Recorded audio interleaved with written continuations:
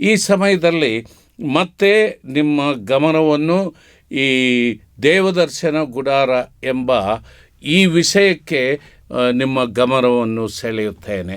ಇದನ್ನು ಕೇಳುವುದರ ಮೂಲಕ ರೋಮಪತ್ರಿಕೆಯ ಪ್ರಕಾರ ದೇವರ ವಾಕ್ಯವನ್ನು ಕೇಳುವುದರಿಂದ ನಂಬಿಕೆ ಉಂಟಾಗುತ್ತದೆ ಎಂಬುದಾಗಿ ದೇವರ ವಾಕ್ಯ ನಮಗೆ ಹೇಳುತ್ತೆ.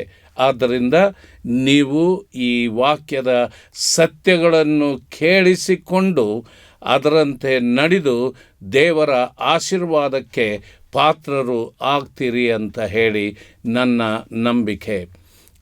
ನನಗೆ ಗೊತ್ತಿರುವ ಪ್ರಕಾರ ಇಷ್ಟು ವರ್ಷಗಳ ಕಾಲ ಸೇವೆ ಮಾಡಿದ್ದರ ಅನುಭವದಲ್ಲಿ ನಾನು ಹೇಳಬಲ್ಲೆ, ಪ್ರತಿಯೊಬ್ಬ ಸೇವಕರು ಈ ದೇವರ ವಾಕ್ಯವನ್ನು ಆಳವಾಗಿ ಹೇಳುವವರು ಬಹಳ ಕೊಂಚವಾಗಿದ್ದಾರೆ. ಆದ್ದರಿಂದ ಈ ಸತ್ಯಗಳನ್ನು ನೀವು ಬರೆದಿಟ್ಟುಕೊಂಡಿದ್ದರೆ, ನೀವು ಯಾವಾಗಲಾದರೂ ನಿಮಗೆ ಸಮಯವಿದ್ದಾಗ ಅದನ್ನು ನೋಡಿ ಮತ್ತಷ್ಟು ಆಶೀರ್ವಾದ ನೀವು ತಂದುಕೊಳ್ತೀರಿ ಅಂತ ಹೇಳಿ ನನ್ನ ನಂಬಿಕೆಯಾಗಿದೆ. ದೀನತೆಯಿಂದ ನಿಮ್ಮನ್ನು ಬೇಡಿಕೊಳ್ಳುವುದೇನೆಂದರೆ, ನೀವು ಟೆಲಿವಿಷನ್ ಮುಂದೆ ಕೂತಾಗ ನಿಮ್ಮ ಬೈಬಲನ್ನು ಒಂದು ಪುಸ್ತಕ ಮತ್ತು ಪೆನ್ನನ್ನು ಹಿಡ್ಕೊಂಡು ನೀವು ಕೂತಿದ್ದೇ ಆಗಿದ್ದರೆ ಖಂಡಿತವಾಗಿಯೂ ನಾವು ಹೇಳುವುದು, ನಾವು ಓದುವುದು ಸರಿ ಇದೆಯೋ ಇಲ್ಲೋ ಎಂಬುದಾಗಿ ನೀವು ಪರೀಕ್ಷೆ ಮಾಡಿ ಅದನ್ನು ನಂಬುವಂತೆ ದೇವರು ತಾನೇ ನಿಮಗೆ ಸಹಾಯ ಮಾಡಲೆಂದು ನನ್ನ ಪ್ರಾರ್ಥನೆಯಾಗಿದೆ. ನಾವು ಕಳೆದ ಸಾರಿ 2 ಕಲ್ಲಿನ ಶಾಸನದ ಕುರಿತಾಗಿ ಓದುತ್ತಾ ಬಂದೆವು. ಅಂದರೆ ವಿಮೋಚನ ಕಾಂಡದಲ್ಲಿ ದೇವರು 10 ಆಜ್ಞೆಗಳನ್ನು ಮೋಸೆಗೆ ಆ ಸೀನಾಯಿ ಬೆಟ್ಟದಲ್ಲಿ ಕೊಟ್ಟದ್ದನ್ನು ನಾವು ಆಲೋಚನೆ ಮಾಡಿದೆವು. ಈಗ ಗುಡಾರವನ್ನು ಕಟ್ಟುವಾಗ ಕರ್ತನಾದ ದೇವರು ಮೋಸೆಗೆ ಹೇಳಿದ್ದೇನೆಂದರೆ, ನೀನು ಈ ಕಲ್ಲನ್ನು ಮಂಜೂಷದಲ್ಲಿ ಇಡು ಎಂದು ಹೇಳಿದ್ದನ್ನು ನಾವು ವಾಕ್ಯದಲ್ಲಿ ನೋಡಿಕೊಂಡಿದ್ದೇವೆ. ಹಳೆ ಒಡಂಬಡಿಕೆಯ 10 ಆಜ್ಞೆಗಳು ಮತ್ತು ಹೊಸ ಒಡಂಬಡಿಕೆಯ 2 ಆಜ್ಞೆಗಳ ಕುರಿತಾಗಿ ಆಲೋಚನೆ ಮಾಡಿಕೊಂಡೆವು. ಮತ್ತಾಯನ ಸುವಾರ್ತೆ 22ನೇ ಅಧ್ಯಾಯ 37ನೇ ವಚನದಿಂದ 40ನೇ ವಚನದವರೆಗೆ ನಾವು ಕಳೆದ ಸಾರಿ ಆಲೋಚನೆ ಮಾಡಿಕೊಳ್ಳುವಂತೆ ದೇವರು ಕೃಪೆ ಮಾಡಿದ. ನಿನ್ನ ದೇವರಾದ ಕರ್ತನನ್ನು ಪೂರ್ಣ ಪ್ರಾಣ, ಪೂರ್ಣ ಬುದ್ಧಿ, ಪೂರ್ಣ ಹೃದಯದಿಂದ ಪ್ರೀತಿಸಬೇಕು. 2ನೇದು, ನಿನ್ನ ನೆರೆಯವನನ್ನು ನಿನ್ನಂತೆಯೇ ಪ್ರೀತಿಸಬೇಕು ಎಂಬ ಈ 2 ಆಜ್ಞೆಗಳಲ್ಲಿ ಆ 10 ಆಜ್ಞೆಗಳು ಅದರಲ್ಲಿ ಅಡಕವಾಗಿದೆ. ಆದ್ದರಿಂದ ಇವುಗಳನ್ನು ನಾವು ಕರ್ತನಾದ ಯೇಸು ಕ್ರಿಸ್ತನನ್ನು ಪ್ರೀತಿಸಿ ನಮ್ಮ ಪ್ರೀತಿಯ ಕಾಣಿಕೆಯನ್ನು ಆತನಿಗೆ ಕೊಟ್ಟಾಗ ಖಂಡಿತವಾಗಿಯೂ ಅದು ಆತನು ಮೆಚ್ಚುವಂಥದ್ದು, ಆತನನ್ನು ಸಂತೋಷ ಪಡಿಸುವಂಥದ್ದು ಆಗುತ್ತದೆ. ಆದ್ದರಿಂದ ನಾನು ದೇವರನ್ನು ಕೊಂಡಾಡ್ತೇನೆ. ಈ ನ್ಯಾಯ ಪ್ರಮಾಣ ಪಾಪಿಯ ಪಾಪವನ್ನು ಎತ್ತಿ ತೋರಿಸುವಂಥದ್ದು ಆಗಿತ್ತು. ಈ ನ್ಯಾಯ ಪ್ರಮಾಣವನ್ನು ಮೀರಿದ 9 ಕೈಕೊಂಡು 1 ಮೀರಿದರೆ ಅಲ್ಲಿ ಹೇಳುವ ಪ್ರಕಾರ 10 ಮೀರಿದಂತೆ ಆಗುತ್ತದೆ. ಒಂದು ವೇಳೆ ಯಾರಾದರೂ ನ್ಯಾಯ ಪ್ರಮಾಣವನ್ನು ಮೀರಿದ್ದ ಆಗಿದ್ದರೆ ಅಂಥವರನ್ನು ಊರ ಹೊರಗೆ ತಕ್ಕೊಂಡು ಹೋಗಿ ಕಲ್ಲೆಸೆದು ಕೊಲ್ಲಬೇಕೆಂದು ದೇವರ ವಾಕ್ಯದಲ್ಲಿ ನಾವು ನೋಡಿದೆವು.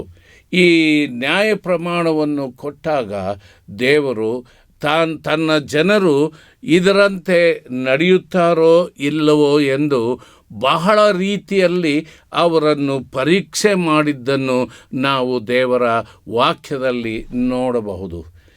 ದೇವರು ಕೊಟ್ಟ ಈ 10 ಆಜ್ಞೆಗಳನ್ನು ಕೈಕೊಳ್ಳುವುದಕ್ಕೆ ಮನುಷ್ಯನಿಂದ ಆಗಲಿಲ್ಲ ಅಂದರೆ ಅದರ ಅರ್ಥ ಏನು ಅಂತಂದರೆ, ಹೇಗಾದರೂ ಮಾಡಿ ಇವರು ನನ್ನ ಆಜ್ಞೆಗಳನ್ನು ಕೈಕೊಂಡು ನಡೆಯುತ್ತಾರೋ ಎಂಬ ಉದ್ದೇಶದಿಂದ ಆತನು ಅಂದು ಇಸ್ರಾಯೇಲರಿಗೆ ಕೊಟ್ಟದ್ದನ್ನು ನಾವು ನೋಡುತ್ತೇವೆ. ಈಗ ಬೈಬಲಲ್ಲಿ ನಾವು ನೋಡ್ತೇವೆ, ಯೆಶಾಯನ ಗ್ರಂಥದಲ್ಲಿ ಎತ್ತು ಕತ್ತೆಗಳು ಬಾರು ಕಡಿವಾಣಗಳಿಲ್ಲದೆ ಸ್ವಾಧೀನಕ್ಕೆ ಬರೋದಿಲ್ಲ ಎಂದು ವಾಕ್ಯ ಹೇಳ್ತದೆ. ಆದ್ದರಿಂದ ಆ ಕಾಲದಲ್ಲಿ ಜನರು ತಮ್ಮ ಸ್ವೇಚ್ಛಾನುಸಾರವಾಗಿ ಜೀವನ ಮಾಡುವುದಕ್ಕೆ ಪ್ರಾರಂಭ ಮಾಡಿದರು.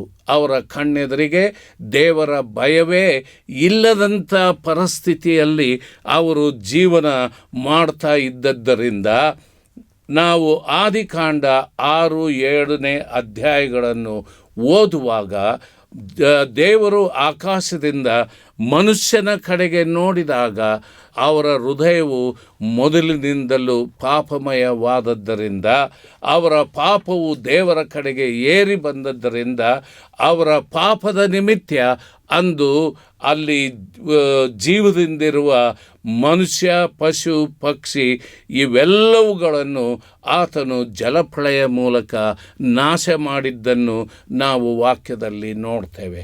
ನಮ್ಮ ದೇವರು ಪರಿಶುದ್ಧನು, ನೀತಿವಂತನು, ಶಿಸ್ತು ಕ್ರಮವುಳ್ಳವನು ಆಗಿರುವುದರಿಂದ ಆತನ ಮಕ್ಕಳಾದ ಮಾನವರು ಕೂಡ ಶಿಸ್ತಿನಲ್ಲಿ ನಡೆಯಬೇಕೆಂದು ಅವರಿಗೆ ಈ ಆಜ್ಞೆಗಳ ಮೂಲಕ ಅವರನ್ನು ಶಿಸ್ತಿಗೆ ನಡೆಸುವ ಉದ್ದೇಶದಿಂದ ದೇವರು ಈ ಆಜ್ಞೆಗಳನ್ನು ಅವರಿಗೆ ಕೊಟ್ಟದ್ದನ್ನು ನಾವು ದೇವರ ವಾಕ್ಯದಲ್ಲಿ ನೋಡ್ತೇವೆ.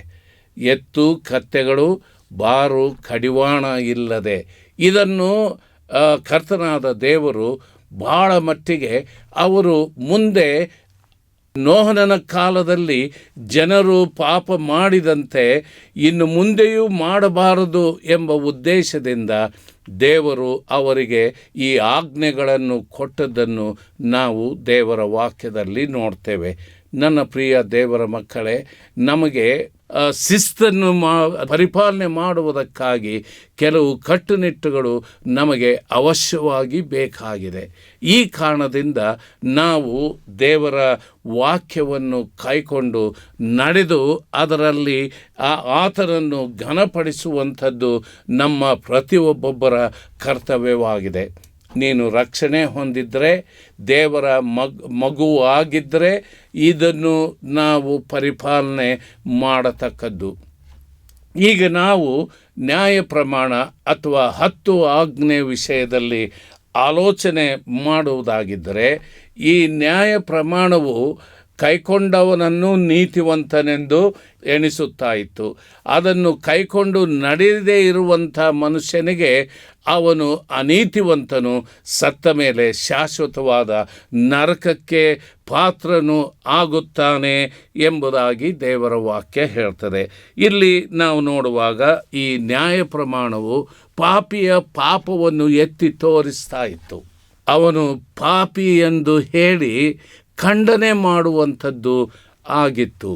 ಆದರೆ ನಾವು ದೇವರ ವಾಕ್ಯದಲ್ಲಿ ನೋಡುವುದಾಗಿದ್ದರೆ, ರೋಮ ಪತ್ರಿಕೆ 3ನೇ ಅಧ್ಯಾಯ 20ನೇ ವಚನದಲ್ಲಿ ನೋಡುವುದಾಗಿದ್ದರೆ, ಅಪೊಸ್ತಲನಾದ ಪೌಲನು ಕೆಲವು ಉತ್ಕೃಷ್ಟವಾದ ಸಂಗತಿಗಳನ್ನು ಬರೆದಿದ್ದಾನೆ. ರೋಮ ಪತ್ರಿಕೆ 3ನೇ ಅಧ್ಯಾಯ 20ನೇ ವಚನ. ಆದ್ದರಿಂದ ನ್ಯಾಯ ಪ್ರಮಾಣದ ಕ್ರಿಯೆಗಳಿಂದ ಯಾವನೂ ಆತನ ದೃಷ್ಟಿಯಲ್ಲಿ ನೀತಿವಂತನೆಂದು ನಿರ್ಣಯಿಸಲ್ಪಡುವುದಿಲ್ಲ. ಇಲ್ಲಿ ಪೌಲನು ಬರೆಯುವಾಗ ನ್ಯಾಯ ಪ್ರಮಾಣದ ದೃಷ್ಟಿಯಿಂದ ಯಾರೂ ದೇವರ ದೃಷ್ಟಿಯಲ್ಲಿ ನೀತಿವಂತನಾಗಿ ನಿರ್ಣಯಿಸಲ್ಪಡುವುದಿಲ್ಲ ಎಂಬುದಾಗಿ. ಹಾಗಾದರೆ ಇನ್ನೊಂದು ರೀತಿಯಿಂದ ಹೇಳಬೇಕಾಗಿದ್ದರೆ, ಮನುಷ್ಯರಾಗಿ ನಾವು ಆಲೋಚನೆ ಮಾಡಬೇಕಾಗಿದ್ದರೆ, ಯಾವ ಮನುಷ್ಯನಿಗೂ ನ್ಯಾಯ ಪ್ರಮಾಣವನ್ನು ಕೈಕೊಂಡು ನಡೆಯುವಂಥ ಶಕ್ತಿ ಇರಲಿಲ್ಲ. ಇದರ ಪ್ರಕಾರ ನಾವು ನೋಡಬೇಕಾಗಿದ್ದರೆ, ಇದರ ಮೂಲಕ ಯಾವ ಮನುಷ್ಯನು ನೀತಿವಂತನು ಆಗುವುದಿಲ್ಲ ಎಂಬ ಸತ್ಯವನ್ನು ಇದು ನಮಗೆ ಬೋಧಿಸುವಂಥದ್ದು ಆಗಿದೆ. 20ನೇ ವಚನದಲ್ಲಿ ಹೀಗೆ ನೋಡ್ತೇವೇನಂತಂದರೆ, ಆದ್ದರಿಂದ ನ್ಯಾಯ ಪ್ರಮಾಣದ ಕ್ರಿಯೆಗಳಿಂದ ಯಾವನೂ ಆತನ ದೃಷ್ಟಿಯಲ್ಲಿ ನೀತಿವಂತನೆಂದು ನಿರ್ಣಯಿಸಲ್ಪಡುವುದಿಲ್ಲ. ಯಾಕಂದರೆ ನ್ಯಾಯ ಪ್ರಮಾಣದಿಂದಲೇ ಪಾಪದ ಅರುಹು ಉಂಟಾಗುತ್ತದೆ. ಆ ಕಾರಣದಿಂದ ಪರಲೋಕಕ್ಕೆ ಒಬ್ಬ ಮನುಷ್ಯ ಹೋಗಬೇಕಾಗಿದ್ದರೆ ಅವನು ನೀತಿವಂತನೂ ಆಗಿರಬೇಕಾಗಿದೆ. ಅವನು ಪಾಪದ ಸಂಪೂರ್ಣ ವಿಮೋಚನೆ ಹೊಂದಿದವನು ಆಗಿರಬೇಕಾಗಿದೆ. ಅವನ ಹೃದಯವು ರಕ್ತದಿಂದ ಶುದ್ಧೀಕರಿಸಲ್ಪಡಬೇಕಾಗಿದೆ. ಈ ಕಾರಣದಿಂದ ನಾವು ನೋಡಬೇಕಾಗಿದ್ದರೆ ಈ 20ನೇ ವಚನದಲ್ಲಿ ಪೌಲನು ಹೀಗೆ ಬರೀತಾನೆ, ಆದ್ದರಿಂದ ನ್ಯಾಯ ಪ್ರಮಾಣದ ಕ್ರಿಯೆಗಳಿಂದ ಯಾವನೂ ಆತನ ದೃಷ್ಟಿಯಲ್ಲಿ ನೀತಿವಂತನೆಂದು ನಿರ್ಣಯಿಸಲ್ಪಡೋದಕ್ಕೆ ಆಗುವುದಿಲ್ಲ.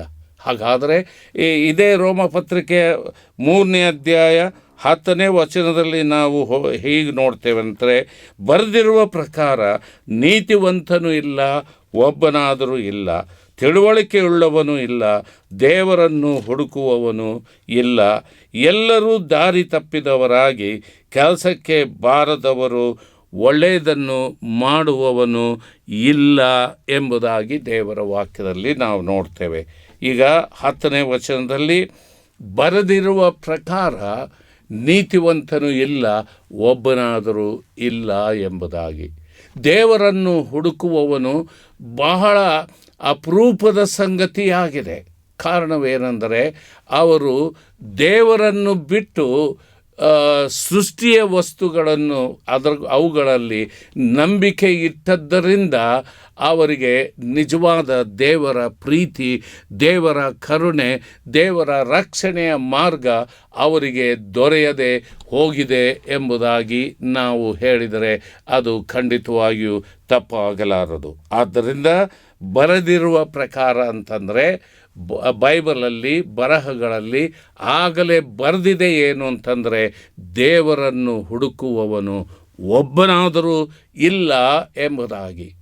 ಆದ್ದರಿಂದ ದೇವರನ್ನು ಹುಡುಕುವವನು ಇಲ್ಲ ಎಂಬುದಾಗಿ ದೇವರ ವಾಕ್ಯ ಬರೆದಿರುವುದರಿಂದ ನಾವು ಲೂಕನ ಸುವಾರ್ತೆ 19ನೇ ಅಧ್ಯಾಯವನ್ನು ಓದುವಾಗ ಅದರಲ್ಲಿ 10ನೇ ವಚನದಲ್ಲಿ ಹೀಗೆ ನೋಡ್ತೇವೆ ಏನಂತಂದರೆ, ಕ್ರಿಸ್ತ ಯೇಸು ಪಾಪಿಗಳನ್ನು ಹುಡುಕಿ ರಕ್ಷಿಸುವುದಕ್ಕೋಸ್ಕರ ಈ ಲೋಕಕ್ಕೆ ಬಂದನು ಎಂಬುದಾಗಿ. ಅಪೊಸ್ತಲನಾದ ಪೌಲನು ತಿಮೋತಿ ಪತ್ರಿಕೆಯಲ್ಲಿ ಬರೀತಾನೆ ಏನಂದರೆ, ಕ್ರಿಸ್ತ ಯೇಸು ಪಾಪಿಗಳನ್ನು ಹುಡುಕಿ ರಕ್ಷಿಸುವುದಕ್ಕೋಸ್ಕರ ಈ ಲೋಕಕ್ಕೆ ಬಂದನು ಎಂಬ ಮಾತು ನಂಬತಕ್ಕದ್ದಾಗಿಯೂ ಸರ್ವಾಂಗೀಕಾರಕ್ಕೆ ಯೋಗ್ಯವಾದದ್ದಾಗಿಯೂ ಅದೇ. ಆ ಪಾಪಿಗಳಲ್ಲಿ ನಾನೇ ಮುಖ್ಯನು ಎಂಬುದಾಗಿ ಪೌಲನು ಬರೆದದ್ದನ್ನು ನಾವು ದೇವರ ವಾಕ್ಯದಲ್ಲಿ ನೋಡಬಹುದು. ದೇವರನ್ನು ಹುಡುಕುವವನು ಒಬ್ಬನಾದರೂ ಇಲ್ಲ ಎಂದು ಬೈಬಲ್ ಹೇಳುವಾಗ ಈ ಕಾರಣದಿಂದ ಕರ್ತನಾದ ದೇವರು ಪರಲೋಕದ ಮಹಿಮೆಯನ್ನು ತ್ಯಜಿಸಿ ಈ ಲೋಕಕ್ಕೆ ಬಂದು ಆತನು ಪಾಪಿಗಳಾದ ಮಾನವರಿಗೋಸ್ಕರ ತನ್ನ ಸ್ವಂತ ಪ್ರಾಣವನ್ನೇ ಕೊಟ್ಟು ತನ್ನ ರಕ್ತವನ್ನು ಸುರಿಸಿ ಆತನು 3ನೇ ದಿನದಲ್ಲಿ ಸಮಾಧಿಯಿಂದ ಎದ್ದು ಬಂದು ಜೀವಿಸುವ ದೇವರು ಆತನಾಗಿದ್ದಾನೆ. ದೇವರಿಗೆ ನಾವು ಕೃತಜ್ಞತೆ ಸಲ್ಲಿಸಬೇಕಾಗಿದೆ. ಈ ಕಾರಣದಿಂದ ಕರ್ತನಾದ ಯೇಸು ಕ್ರಿಸ್ತನು ಈ ಕಾರ್ಯವನ್ನು ಮಾಡಿ ಮುಗಿಸಿದ ಮೇಲೆಯೂ ಆತನು ಈ ಲೋಕದಲ್ಲಿ ಇರುವಾಗಲೂ ಕೂಡ ಆತನು ಪಾಪಿಗಳನ್ನು ಹುಡುಕಿಕೊಂಡು ಹೋಗಿ ಅವರನ್ನು ರಕ್ಷಿಸಿದ್ದರ ಉದಾಹರಣೆಗಳು ನಮಗೆ ಬೈಬಲ್ನಲ್ಲಿ ಅನೇಕವೂ ಇವೆ. ಆದ್ದರಿಂದ ಆತನ ಉದ್ದೇಶ ಈ ಲೋಕಕ್ಕೆ ಯೇಸುವಿನ ಬರುವುದರ ಉದ್ದೇಶ ಏನಾಗಿತ್ತು ಅಂತಂದರೆ, ಆತನು ಪಾಪಿಗಳಿಗೆ, ಪಾಪದಲ್ಲಿ ಸತ್ತಂಥ ಮಾನವರಿಗೆ, ಎಫೆಸ 2:1 ನಾವು ಹೀಗೆ ನೋಡ್ತೇವೆ, ನಾವು ಪಾಪದಲ್ಲಿಯೂ ಅಕ್ರಮದಲ್ಲಿಯೂ ಸತ್ತವರು ಆಗಿದ್ದೆವು ಎಂಬುದಾಗಿ ದೇವರ ವಾಕ್ಯ ನಮಗೆ ಹೇಳುವಂಥದ್ದು ಆಗಿದೆ. ಪಾಪದಲ್ಲಿ ಸತ್ತಂಥ ಮಾನವರಿಗೆ ಜೀವವನ್ನು ಕೊಡುವ ಹಾಗೆ ಆ ಕರ್ತನಾದ ಯೇಸು ಕ್ರಿಸ್ತನು ಈ ಲೋಕಕ್ಕೆ ಬಂದನು. ಕ್ರೈಸ್ತತ್ವ ಅನ್ನುವುದು ಒಂದು ಜಾತಿ ಅಲ್ಲ.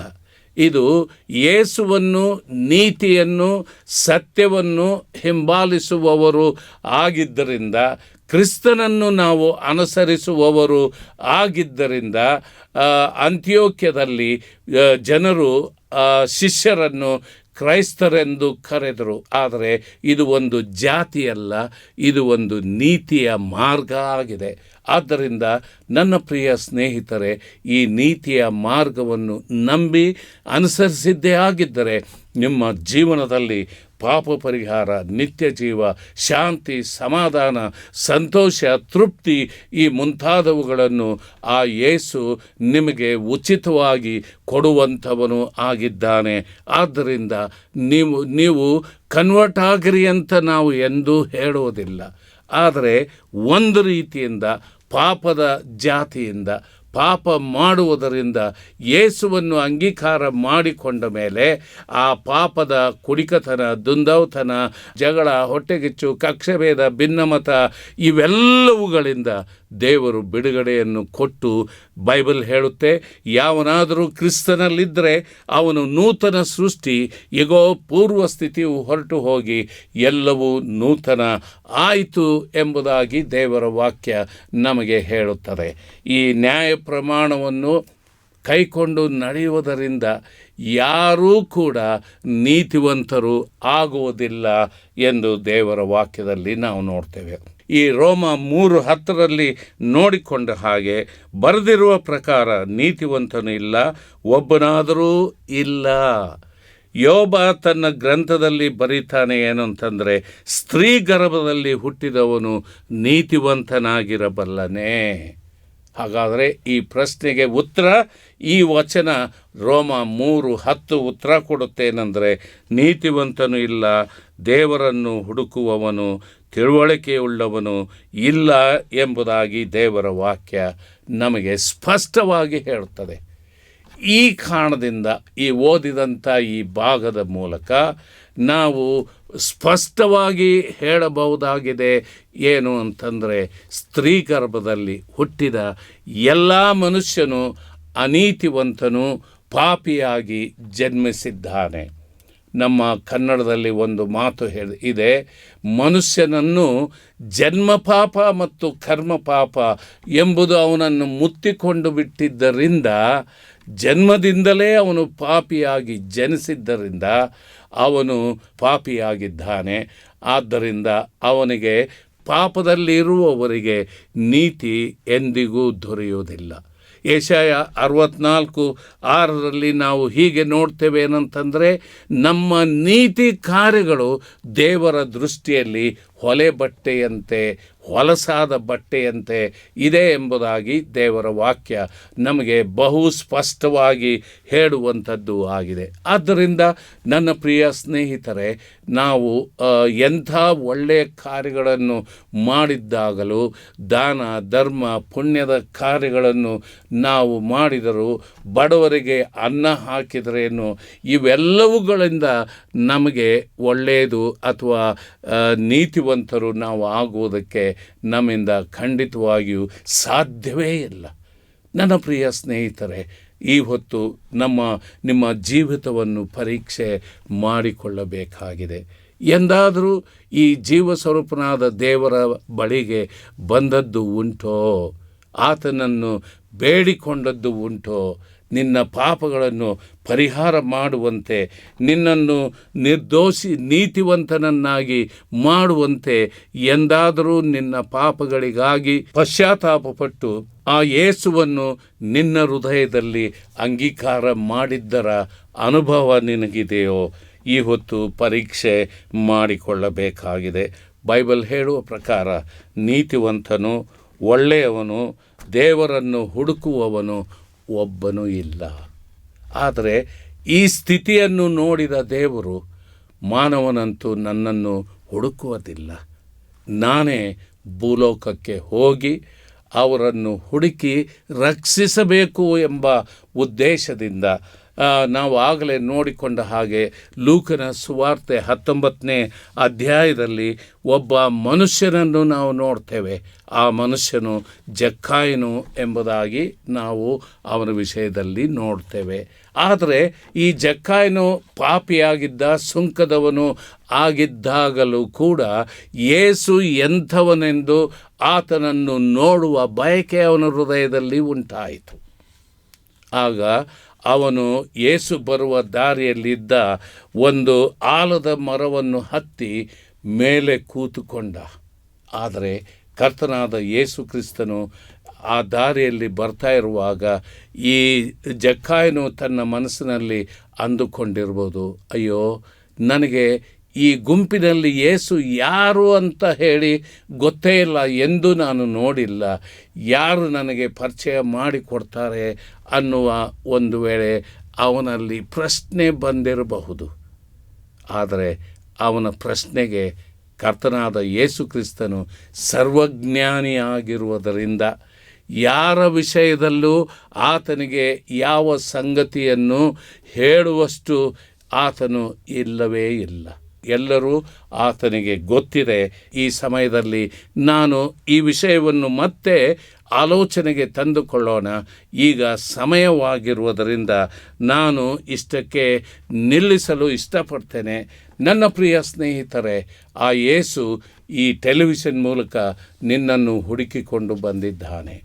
ನಿನ್ನ ಪಾಪಗಳನ್ನು ಕ್ಷಮಿಸುವುದಕ್ಕಾಗಿ, ನಿನ್ನ ರೋಗವನ್ನು ವಾಸಿ ಮಾಡುವುದಕ್ಕಾಗಿ, ಆತನ ಬಾಸುಂಡೆಗಳಿಂದ ನಿನಗೆ ಸುಕ್ಷೇಮವನ್ನು ಕೊಡುವುದಕ್ಕಾಗಿ ಆತನು ಈ ಟೆಲಿವಿಷನ್ ಮೂಲಕ ನಿನ್ನ ಬಳಿಗೆ ಬಂದಿದ್ದಾನೆ. ಈ ಹೊತ್ತು ನೀನು ಆ ಯೇಸುವನ್ನು ನಿನ್ನ ಸ್ವಂತ ರಕ್ಷಕನನ್ನಾಗಿ ಅಂಗೀಕಾರ ಮಾಡಿಕೊಂಡಿದ್ದರೆ ನೀನು ದೇವರ ಮಗನು ಮಗಳು ಆಗ್ತೀರಿ.